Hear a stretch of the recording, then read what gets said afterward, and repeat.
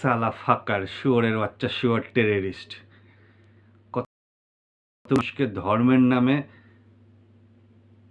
খুন করে নিজেদের বিশাল বীর পুরুষ, নিজেদের বিশাল বড় কিছু মনে করছে। আরে শুয়োরের বাচ্চা, শুয়োর যদি ক্ষমতা থাকতো হত্যা করার পর ওইখানে দাঁড়িয়ে থাকতি, দেখতাম কিসের তোদের জেহাদ, কিসের তোদের টেররিজম। ইন্ডিয়ান আর্মি না তোদের গাঁড়ে গুজে দিত। শুয়োরের বাচ্চাগুলো, কতগুলো নিরীহ মানুষকে যাদের কোনো দোষ নেই ধর্মের নামে তাদেরকে খুন করেছিস। আর যারা ওই প্যালেস্তিনের ঝান্ডা হাতেওয়ালা সেকুলারবাদী, তারা এখন পথে নামবেন না?